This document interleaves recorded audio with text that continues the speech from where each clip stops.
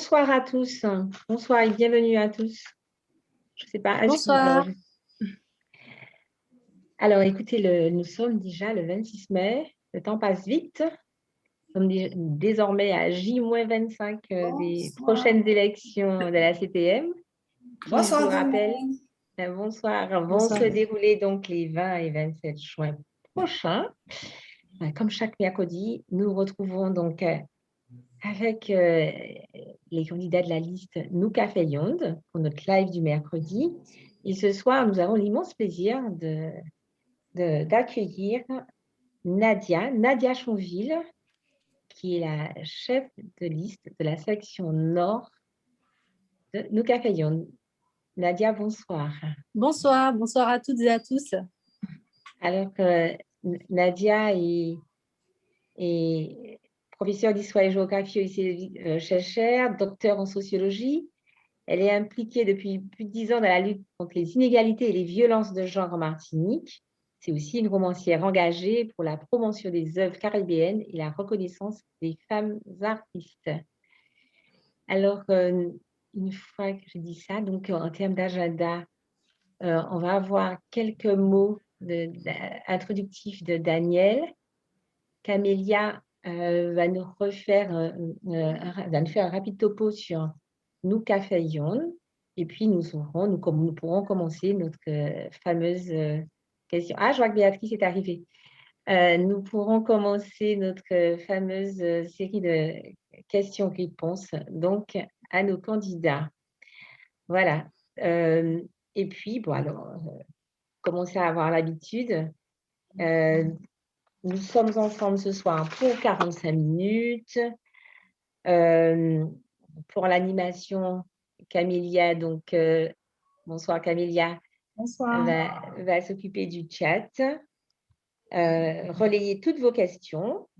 Pour les poser, toujours pareil, vous avez deux possibilités, soit en levant la main et pour les poser en live, ou sinon les envoyer via le chat. Et pour des raisons pratiques, je vais vous demander, quand vous n'intervenez pas, de fermer vos micros. Voilà. Donc, je vais d'abord passer la parole à Daniel. Oui, merci Christelle. Bonsoir à toutes et à tous. Bonsoir Béa. Bonsoir Nadia. Alors, mille excuses, mais je suis dans une configuration un peu particulière. J'ai deux écrans devant moi, puisque je suis en plénière, donc en visio. On avait une interruption de séance. Malheureusement, la plénière a repris. Donc, je suis venu juste vraiment vous faire un petit coucou, vous dire que, bon voilà, nous caféons et que nous sommes là vraiment très contents de dérouler nos programmes. Donc, dans la séquence de ce soir, vous avez notre tête de liste, Béa, qui est là. Vous avez la tête de liste du Nord, donc qui est là. Donc, c'est super. Donc, vous êtes en de très bonnes mains et je vous rejoindrai si je peux faire une petite chape. Je reviendrai. Sinon, écoutez, bonne réunion et à très vite. À très vite, Daniel. À très vite. Merci, Daniel, en tous les cas. Alors, Camélia, je te laisse la parole pour que tu puisses nous faire un petit topo sur Nous Café Yonde. Puis, je passerai ensuite rapidement la parole à Béatrice pour un petit mot et Nadia qui nous dira aussi quelques mots juste avant de commencer notre séance de questions-réponses. Très bien, donc bonsoir tout le monde, soyez donc les bienvenus dans votre live hebdo de cette semaine.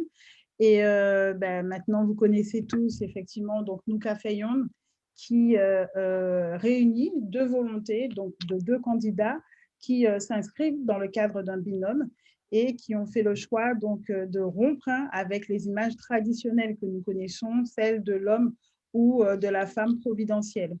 Et aujourd'hui, Nous Café Yonde est un véritable concept finalement d'union et on retrouve donc un certain nombre de valeurs qui convergent telles que la probité, la responsabilité, l'éthique politique et puis aussi l'exemplarité.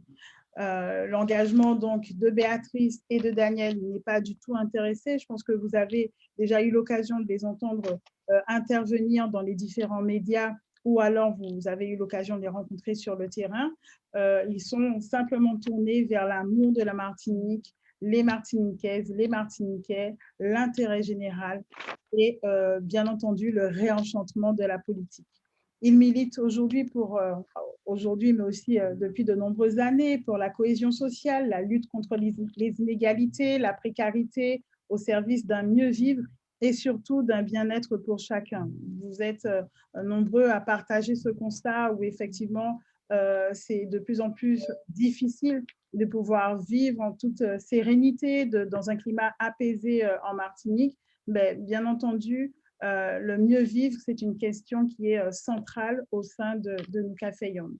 Et puis, ils sont aussi conscients de la nécessité de réconcilier les citoyens avec la politique. Et Nouka Fayoum est bien déterminé à faire entendre sa différence et de rassembler les femmes, les jeunes, les Martiniquais de manière générale qui sont dans l'attente d'une rupture pour engager le pays, la Martinique, dans une véritable transformation profonde. Et c'est ça, Nouka Fayoum, c'est la seule liste qui ne se réduit pas à une alliance ou à un pacte électoral.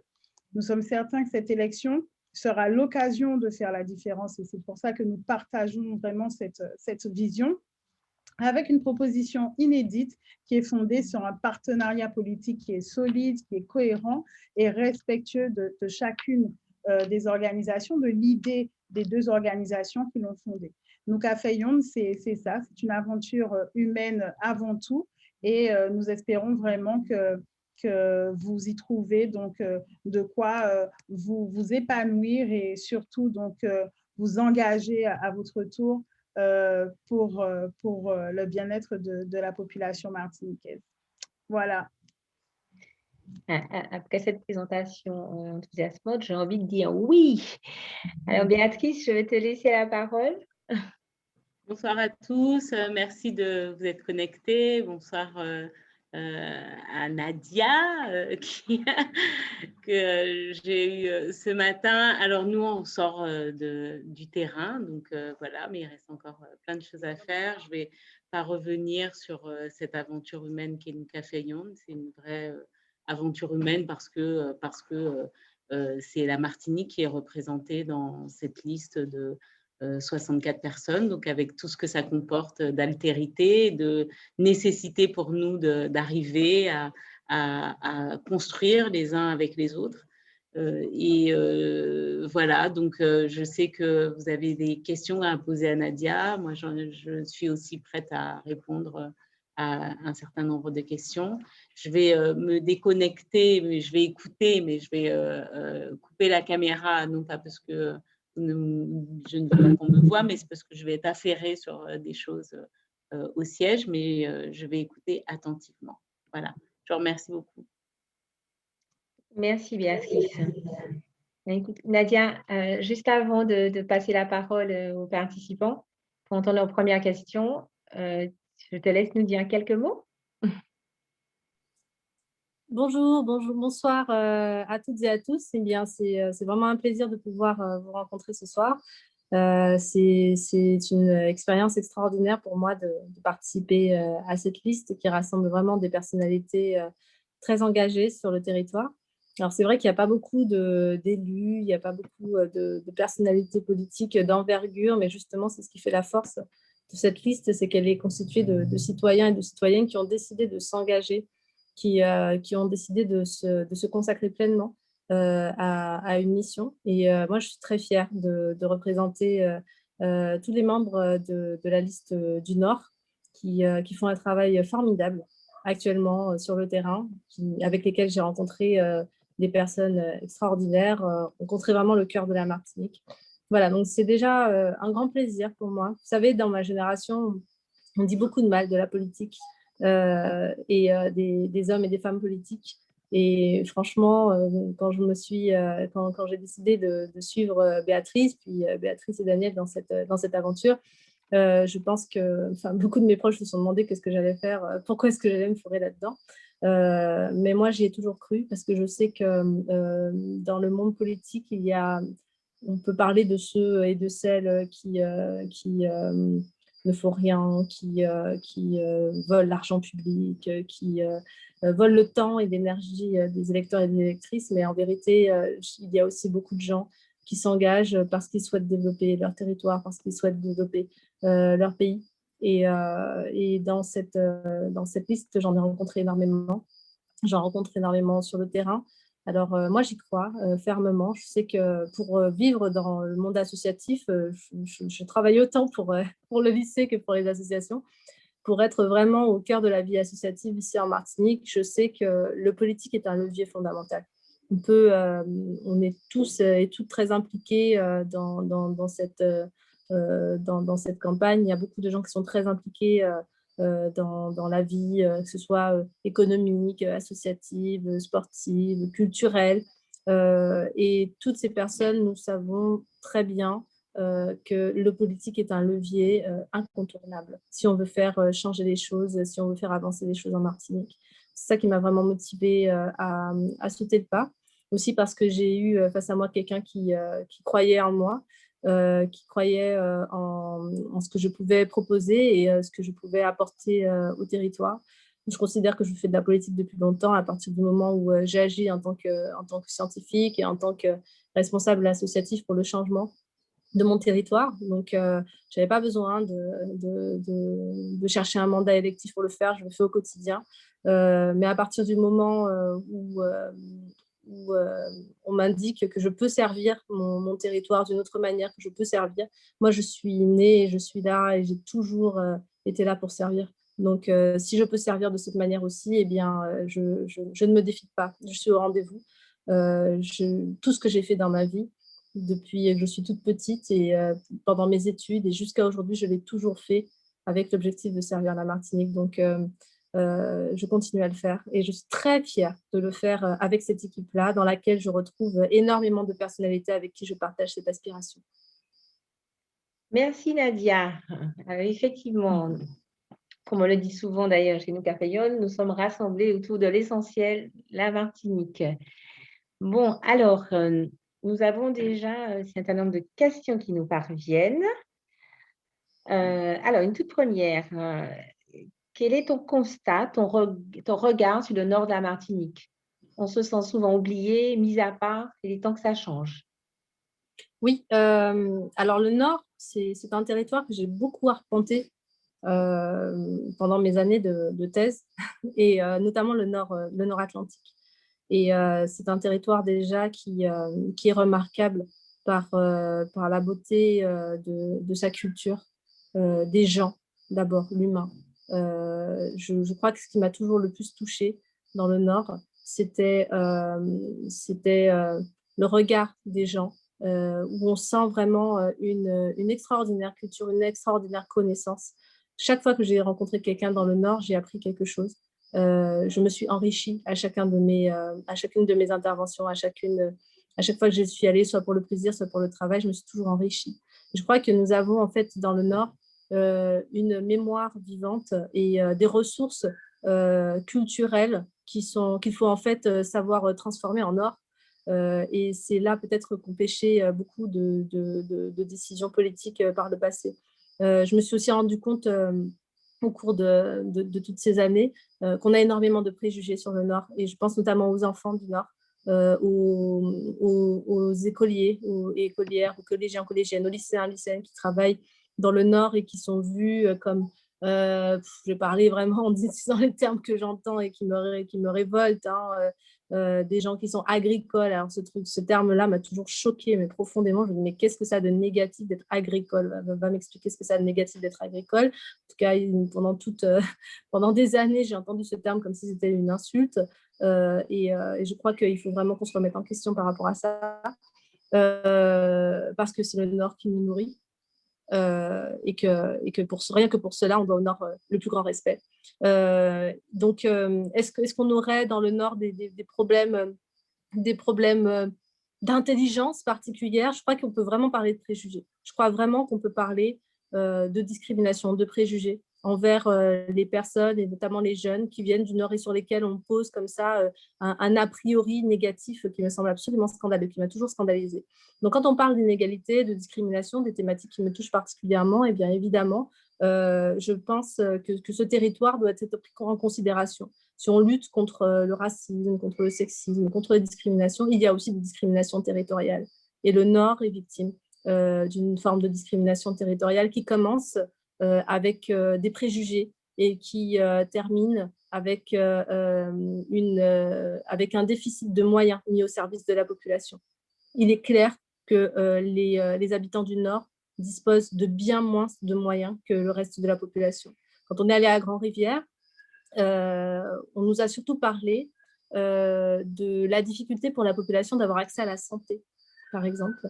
On nous a raconté comment, pour aller chez le médecin, il faut se rendre au Lorrain, se lever à 3 heures du matin, parfois, faire la queue depuis 4 heures pour passer peut-être à 8 heures ou 9 heures du matin, parce qu'il n'y a pas de médecin à Grand-Rivière. Donc, le désert médical, ce n'est pas juste l'effet d'un certain nombre de médecins qui ne souhaitent pas s'installer sur le territoire. Le désert médical, c'est la faillite de l'organisation du territoire. C'est un défaut d'innovation, c'est un défaut de proposition, c'est un défaut de moyens. C'est un défaut de moyens qui est inacceptable. C'est-à-dire que vous savez que vous avez une population qui est très âgée dans le Nord, où le nombre la proportion de personnes âgées est assez importante. Vous savez que vous avez parmi ces personnes âgées, en plus des personnes qui sont en grande précarité, qui ont des retraites, souvent des retraites d'ouvriers agricoles, d'ouvriers et d'ouvrières agricoles qui sont très faibles parce que ces retraites n'ont pas été correctement valorisées. Et donc, on a là une superposition de sources d'inégalités. Et donc, comment fait-on quand on a un problème de santé, que l'on doit se rendre, qu'on doit changer de commune pour se rendre chez un médecin? La maladie, elle ne prévient pas, hein, elle ne dit pas tu tomberas malade le jour où un médecin passera par là ce jour-là. Non, c'est ce jour-là dont on a besoin du médecin et le médecin n'est pas là. Donc, voilà, cette question de la santé, elle m'a semblé absolument fondamentale et ça tombe bien parce que nous avons vraiment là un binôme dans notre parti, dans ce parti, j'ai dit parti, mais c'est dans cette proposition politique qui souhaite mettre cette question de l'accès aux services publics, de l'accès à la santé notamment, au cœur de sa réflexion et au cœur de ses propositions. Donc, je crois vraiment que Nous Café Young fait une proposition aux habitants du Nord qui est à la hauteur des problématiques auxquelles ils et elles sont confrontés. Donc la santé, qu'est-ce qu'on en a ressorti?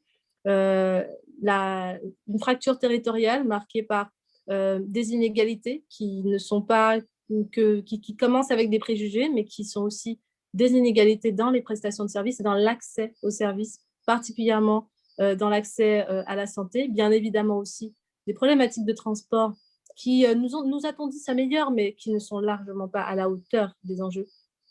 Et évidemment, des problématiques économiques face auxquelles, là aussi, les innovations et les projets ne manquent pas. Mais ce sont des projets qui nécessitent d'avoir un soutien de la collectivité à la hauteur des ambitions des porteurs de projets. Merci. Voilà, Nadia, tu as dit plein de choses intéressantes. Et alors déjà, j'ai une première remarque qui dit que c'était rassurant de t'entendre lier la politique et le service. Je voulais peut-être revenir sur les préjugés dont tu as beaucoup parlé. Justement, comment valoriser le Nord auprès de tous pour changer ces préjugés?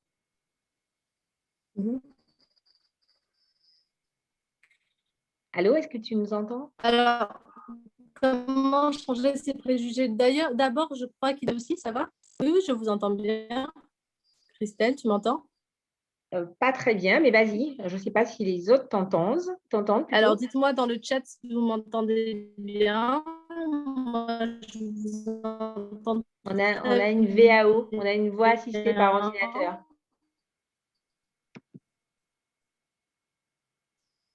Là, vas-y pour voir. Je ne sais pas si tu m'entends moi. Ouais, on te perd. J'ai carrément une voix assistée par ordinateur. Ça coupe. Nadia, on te propose probablement de te déconnecter, de te reconnecter.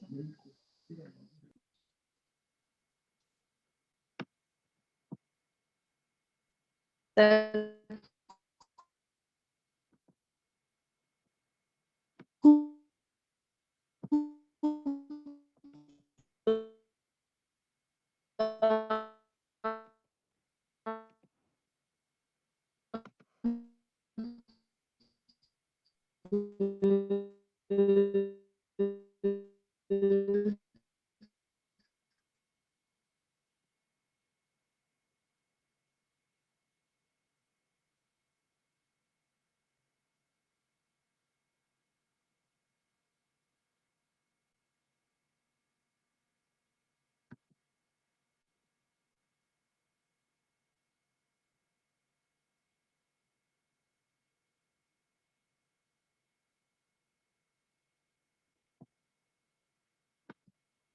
pas, donc je pense qu'elle va pouvoir revenir très rapidement. Alors, Ça va? est-ce que vous Voilà, m'entendez super, mieux? Nadia. Ça va, c'est mieux? Oui, Oui, là, on t'entend parfaitement. oui, je ne sais pas, ça a bugué. Alors, tu me disais? Donc, du coup, la question, alors, enfin, j'ai même déjà perdu. Désolée. En fait, l'idée, c'était de savoir comment, justement, face à ces préjugés, Oui. qu'est-ce que tu pourrais, voilà, proposer pour pouvoir Alors, la valoriser. première chose à faire face aux préjugés, c'est d'abord, je pense, d'être intransigeant.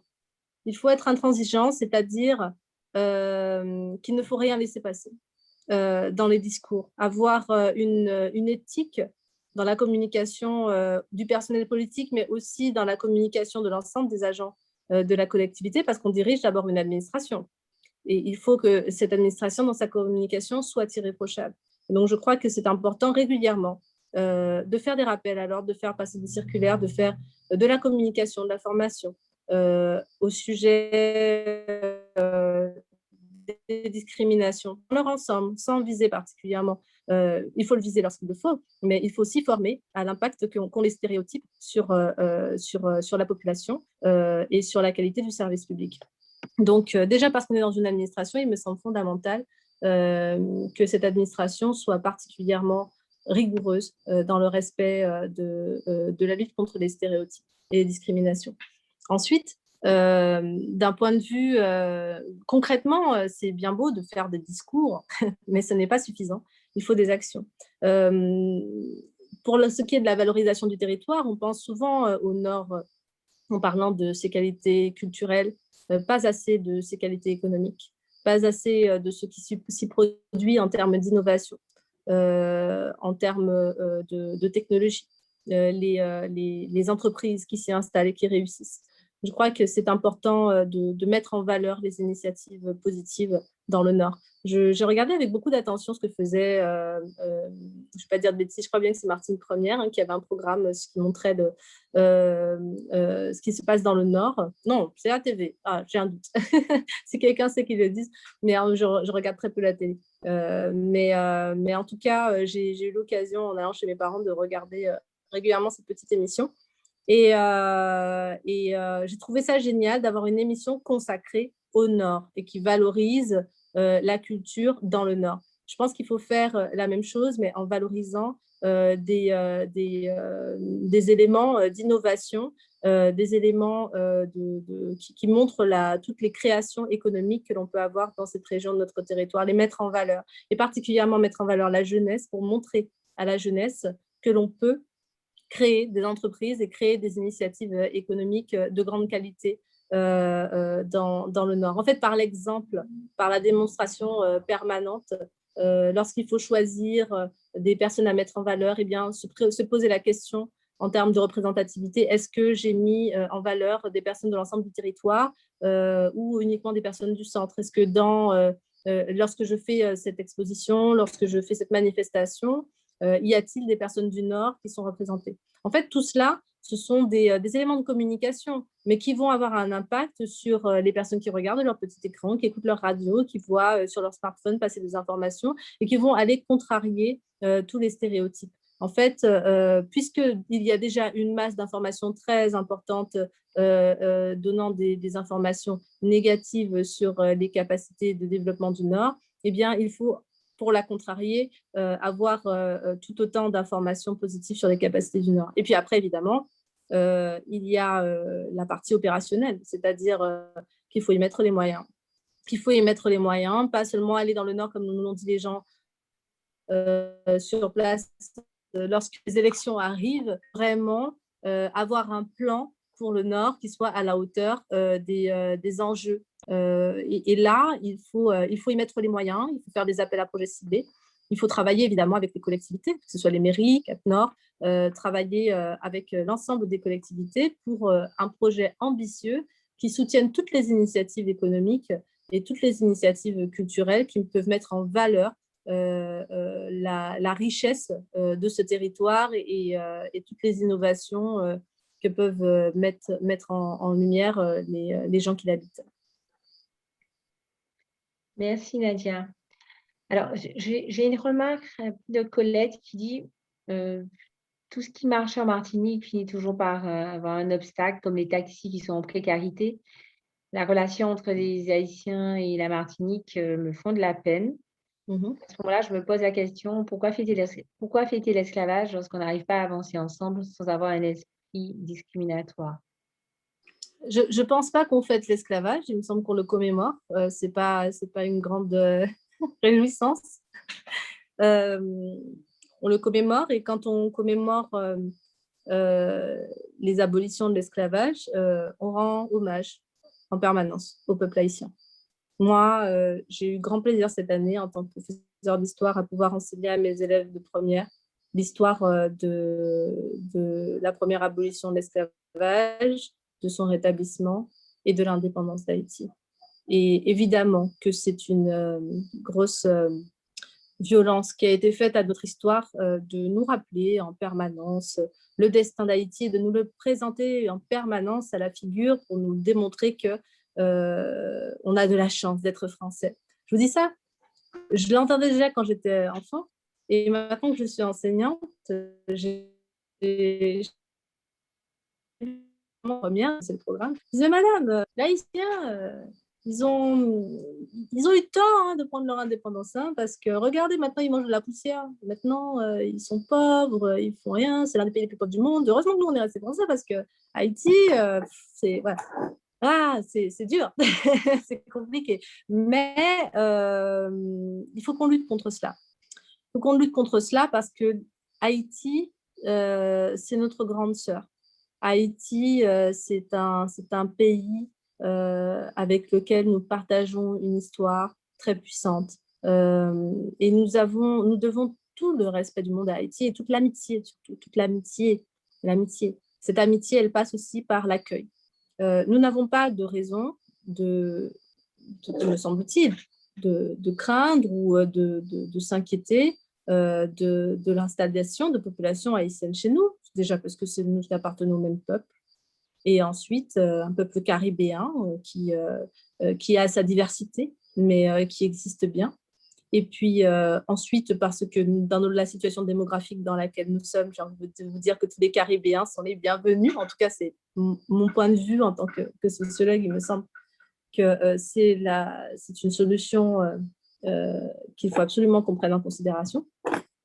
Nous ne pouvons pas nous permettre cette espèce d'aliénation qui consisterait à absorber le discours colonial qui a été fait sur Haïti et à le prendre à notre compte et à nous mettre à devenir les meilleurs avocats d'un discours raciste contre un peuple qui a vaincu l'une des plus grandes armées du monde. Non, pour se libérer. Non, je crois que là aussi, quand je parlais d'exemplarité, en ce qui concerne les propos concernant les ressortissants haïtiens, aussi les autres ressortissants de la Caraïbe, je pense à la République dominicaine notamment, il faut être irréprochable.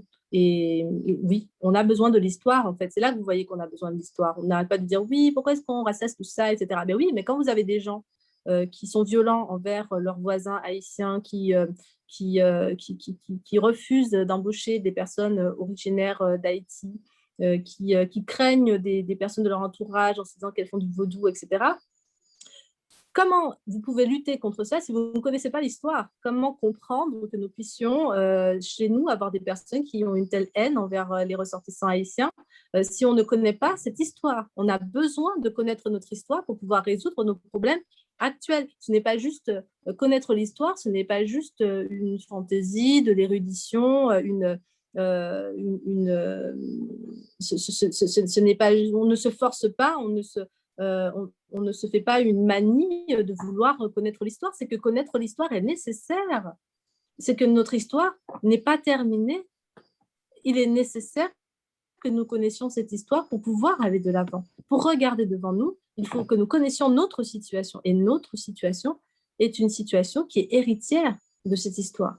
Il n'y a pas un domaine de l'étude de la société dans lequel je n'ai pas, à un moment, à rappeler et à m'intéresser à l'histoire. Donc, je comprends tout à fait la lassitude d'une certaine partie de la population lorsque l'on traite de questions d'histoire régulièrement. Mais je voudrais rappeler que je ne connais pas d'autres peuples, je ne connais pas tous les peuples, mais de ceux que je connais, je ne connais pas d'autres peuples où il y a tant de personnes qui aimeraient qu'on ne parle pas de quelque chose qui s'est passé il y a juste 200 ans, 250 ans. Voilà. C'est passé il y a 1000 ans. Ça ne s'est pas passé il y a si longtemps que ça, en fait. La période coloniale aussi est très récente. Une période pendant laquelle les Martiniquais ne disposaient pas des mêmes prestations sociales que les Français, mais il y a plein de gens qui sont en vie aujourd'hui et qui ont connu ça. J'ai rencontré à Grand-Rivière une dame de 90 ans qui a fait toute sa vie professionnelle dans un monde dans lequel elle ne disposait pas de l'égalité des droits avec les Français. Donc, ce n'est pas… si aujourd'hui, elle se retrouve avec une retraite misérable, si aujourd'hui, elle se retrouve avec des problèmes concrets, ce n'est pas de la fantaisie, ce n'est pas des délires d'intellectuels, les problèmes concrets que connaît cette dame de 90 ans à Grand-Rivière, ce sont des problèmes qu'on ne peut résoudre qu'en connaissant les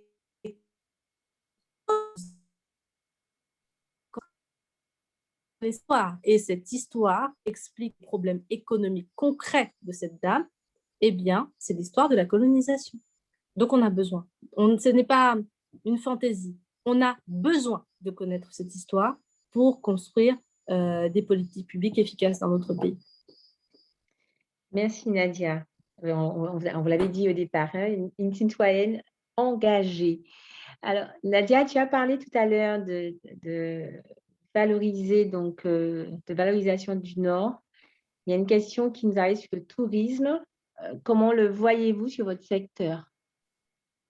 Alors, quand on était à Grand-Rivière, on a rencontré des touristes très heureuses sur leur terrasse en train de jouer au Scrabble et qui avaient pris une location saisonnière donc à Grand-Rivière et qui étaient au milieu du bourg sur leur petite terrasse, de telle sorte qu'elles jouaient au Scrabble tout en voyant passer des gens, en discutant avec nous notamment.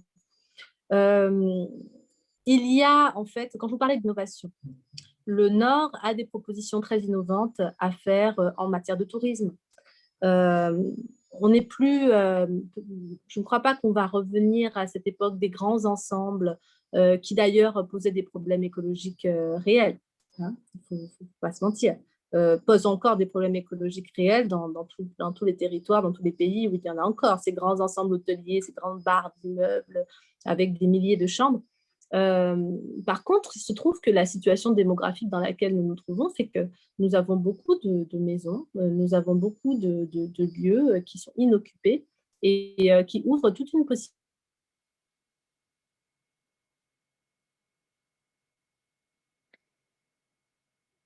Mince, du coup, je ne sais pas si tu nous entends, Nadia, mais ça a de nouveau coupé.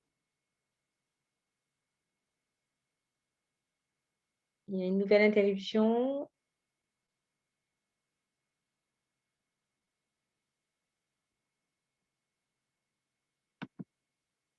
Je ne sais pas. Est-ce que tu nous entends, Nadia?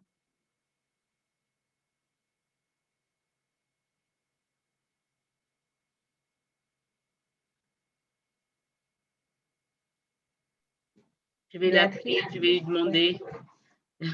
Ouais. Je vais l'appeler. Nadia, en plus, avait un propos très intéressant, mais je voudrais qu'elle le poursuive. Décidément, la connexion, hein? Ouais, j'ai pas encore installé la fibre, mais c'est parce que je suis trop occupée. Il faut juste que je passe un coup de fil que je ne passe pas. Mais je vais gérer ça. Bon, je vais essayer de me mettre en 3G. Ça sera peut-être mieux. Vous m'entendez? Ça va? Oui, on t'entend. Oui, alors je vous disais qu'il y a de l'innovation en fait dans le Nord. Il y a en fait, les gens n'ont pas attendu, les institutions ne nous ont pas attendus pour trouver des solutions, pour trouver des idées, pour mettre en place des stratégies. Regardez comment chez Tante Arlette s'est modernisé aussi. Est devenu, c'était déjà une grande table, un lieu où tous les Martiniquais voulaient aller. Et puis aujourd'hui, les générations nouvelles apportent de nouvelles idées et on a vraiment un lieu touristique complet avec hébergement, table d'hôtes, tout un cadre extraordinaire, la proximité de lieux culturels majeurs. Et là, bon, on va voir comment ça se passe pour elle à la reprise avec la sortie des confinements. Mais concrètement, on a des propositions de grande qualité dans le Nord. Vous avez aussi eu cette compétition de surf. Moi, j'ai fait un peu de bodyboard j'allais dire dans mon enfance. Mais oui, dans le Nord, je venais dans le Nord surfer. Et effectivement, on a avec le surf des propositions exceptionnelles aussi à faire dans le Nord et même un peu plus bas, depuis Trinité jusqu'au vraiment le Grand Nord. Donc, pour parler ensuite du Nord Caraïbe, avec Saint-Pierre, évidemment, nous avons déjà là un cœur touristique fondamental. Et puis, à l'intérieur, Font-Saint-Denis, avec ses rivières, ses exploitations agricoles, je pense à Tonton Léon, qui a aussi lui aussi une auberge. En fait, les idées ne manquent pas. Ce qui manque souvent, ce sont les moyens. Parce que les idées, notamment dans le Nord, les idées, elles sont foisonnantes, elles sont riches. On est dans un lieu, on a une forêt vierge encore au milieu de tout cela qui bouillonne. Et là, j'ai l'impression qu'elle bouillonne aussi dans le cœur des gens. C'est-à-dire qu'il y a une véritable imbrication d'idées. Et moi, je vous dis très sincèrement, j'apprends chaque fois que je viens. Alors, ce que je me dis à ce propos, c'est qu'il y a un manque de moyens. C'est-à-dire que toutes ces idées-là, il faut pouvoir les recevoir et il faut pouvoir les traiter et apporter toute l'ingénierie qui permet de transformer une petite idée en une grande idée. En fait, on se dit toujours que la Martinique, on a l'impression qu'en Martinique, on ne pourrait faire que de petites choses. Et singulièrement dans le Nord, dont je parlais tout à l'heure des préjugés, on ne pourrait faire que des petites choses dans le Nord, alors qu'on peut voir les choses en très grand. La Martinique peut être un super spot de surf dans lequel des gens viennent du monde entier s'installer et faire la fête aussi autour du surf. D'accord? Parce que le surf, c'est aussi une activité qui apporte une économie du divertissement qui est très porteuse. D'accord? Je discutais avec des jeunes aussi quand on était là-haut. Je dis là-haut parce que on s'élève quand on va vers le nord. Genre, ils me disaient, ouais, mais il n'y a pas de boîte et tout. Je dis, mais oui, mais on est en logo casou, vous n'êtes pas qu'à faire soirée, vous n'êtes pas qu'à faire un son, Grand-Rivière. Ah oui, et finalement, on discutait ensemble. Je dis, mais en fait, les sons de Grand-Rivière sont plus intéressants que les boîtes de nuit de Fort-de-France. Déjà, il faut que tu descendes juste Fort-de-France. Et puis, quand tu es dans ta soirée à Grand-Rivière, tu ne prends pas le risque de prendre ta voiture pour rentrer chez toi en ayant bu ou je ne sais quoi. Tu es dans ta soirée, tu restes là, tu fais la fête et tout. Et finalement, pourquoi est-ce qu'on n'organiserait pas vraiment la fête dans le Nord aussi? Et là, on voit bien qu'on a des jeunes qui innovent sur ce point, qui sont capables de créer de grandes fêtes, qui sont capables de créer de grands événements festifs. Encore faut-il avoir confiance en eux. Encore faut-il leur en donner largement les moyens. Et quand je parle de moyens, je ne parle pas juste de dérouler la planche à billets et de sortir de l'argent. C'est très souvent l'ingénierie qui manque en Martinique. C'est souvent, il faut monter un budget FEDER, un dossier FEDER, et quand vous ouvrez le dossier, que vous regardez le nombre de pages, vous le refermez tout de suite en vous disant non, mais ça, c'est pas pour moi. Vous allez frapper à la porte pour qu'on vous aide, et puis finalement, vous n'êtes pas. J'ai rencontré un glacier l'autre jour qui est un jeune de talent monstrueux, qui est extraordinaire, qui a tous les week-ends une file pas possible devant chez lui à Cheshire, et qui me dit que quand il est venu demander des fonds FEDER, on lui a dit qu'il était trop jeune. Non, mais sérieusement, attendez, comment est-ce qu'on peut comment est-ce qu'on peut se retrouver dans une situation où nous ne donnons pas les moyens, ne serait-ce que techniques, à toutes les innovations de se développer sur notre territoire. Donc là, ce n'est pas juste une question d'argent, c'est une question de structuration, c'est une question d'organisation et même d'organisation administrative. Il faut que cette administration fonctionne. Et pour cela, il faut qu'on ait un traitement politique apaisé et il faut qu'on ait des personnes d'une grande qualité et d'un grand professionnalisme et d'une grande expérience au pouvoir. C'est pour ça que je fais largement confiance au binôme que nous suivons dans le cadre de nos caféions pour pouvoir donner leur chance à tous les porteurs et les porteuses de projets qui ne manquent pas dans le pays. Moi, je ne crois pas pouvoir donner des idées aux gens sur le tourisme. Je vois pas pourquoi je ferais ça. J'ai aucune raison de le faire. Et pourquoi? D'abord et avant tout, parce que j'ai une foi incroyable envers l'intelligence et l'innovation des gens de notre pays. C'est-à-dire que nous avons vraiment, en Martinique, depuis le début de notre histoire, nous avons toujours inventé, nous avons toujours trouvé des solutions. Il y a des gens qui disent qu'on devrait être résilient, nous résilients, depuis les premiers jours, nous résilients. On a toujours trouvé des solutions et on est une terre d'innovation. Donc, s'il y a bien un endroit où on peut trouver des idées brillantes concernant le tourisme, c'est la Martinique. Et si on discute avec les professionnels du tourisme, on se rend compte que les idées, il y en a déjà plein. Maintenant, comment est-ce qu'on passe de l'idée à la réalisation? Comme de l'idée à une industrie touristique du 21e siècle à l'échelle du Nord. Parce que franchement, quand on connaît le Nord, quand on connaît la qualité de ses randonnées, de sa forêt, son volcan, la richesse de sa culture, les vagues, la fête, etc. Les repas, je suis très gourmande. Les écrevisses. La liste serait longue, on en a pour toute la nuit. On n'est pas au niveau là. On n'est pas au niveau, mais ce n'est pas la faute des gens du Nord. On n'est pas au niveau parce qu'on n'a pas donné les moyens aux gens du Nord de réaliser les projets qu'ils sont largement en capacité de mettre en œuvre. Merci Nadia pour cet enthousiasme communicatif. Alors, faisons confiance à notre intelligence. La Martinique, c'est une terre d'innovation, n'est-ce pas? Alors, je suis en train de... Malheureusement, j'ai aussi ce rôle de timekeeper. Je regarde l'heure, il est déjà 20h17. Donc, déjà 45 minutes, vous voyez, ça passe vite hein, quand on a des interventions aussi intéressantes. Donc, voilà, je dis que nous sommes arrivés au bout de nos 45 minutes. Alors, j'ai une dernière question qui a été posée. Nadia, toi, Nadia, en fonction de demain, quelle serait ta première action? Ma première action. Alors, ma première action. Je mets autour d'une table toutes les personnes qui sont impliquées dans la lutte contre les violences faites aux femmes et qui font un travail exceptionnel, qui font un travail incroyable et qui savent travailler ensemble, hein, contrairement à ce qu'on croit, qui savent travailler ensemble. Je les mets autour d'une table, pas juste une heure, pas une après-midi, pas... Non, on fait vraiment un séminaire, on fait un gros travail ensemble. Et je leur demande de quoi vous avez besoin. Je ne leur dis pas si vous allez faire ça, je leur dis de quoi vous avez besoin. Et je mets avec moi autour de cette table tous les responsables administratifs qui peuvent répondre à leurs questions. Et je mets à leur service une personne qui aura à charge de les accompagner dans les montages de projets. Et je fais en sorte qu'on crée sur le temps de notre mandature un projet global d'accompagnement des associations, de ces associations, et un projet global de la CTM pour lutter durablement, pas juste temporairement, mais durablement, contre les violences faites aux femmes et contre les violences intrafamiliales. Je ne veux pas vivre dans un monde dans lequel on doit attendre encore 100, 200 ans pour que ça s'arrête.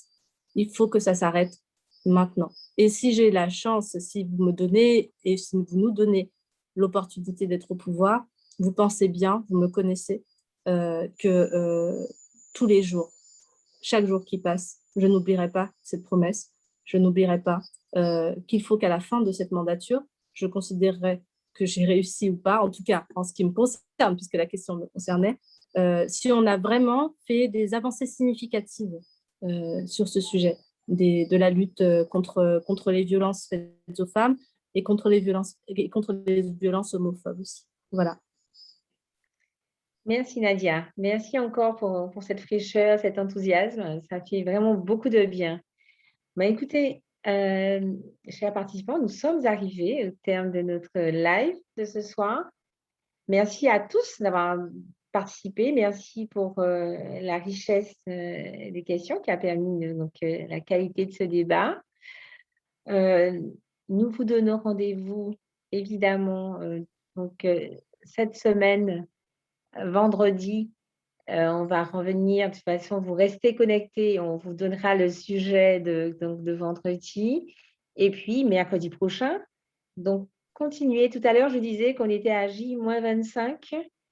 Il y a encore des gens à qui il faut aller voir. Donc, s'il vous plaît, parlez-en autour de vous. Invitez-les tous à venir écouter, à venir confronter leurs besoins à toute la démarche que nous proposons chez nous, Caféion. Et puis, restez connectés sur les réseaux sociaux. Camélia, je ne sais pas, donc c'est vrai que juste derrière, en fond d'écran, j'ai tous les liens, mais si tu peux, Camélia, dans le chat, remets tous les liens qui vont permettre à tout le monde de suivre nos candidats sur les prochains jours à venir. Merci encore à tous. Au revoir, merci beaucoup. Bonne soirée. Au revoir tout le monde, bonne soirée. Bye bye. Merci. Bonne soirée à tous. Bye bye. Bonsoir. Bonne soirée à tous. Bonne soirée. Bonne soirée à tous. Au revoir tout le monde. Au revoir tout le monde.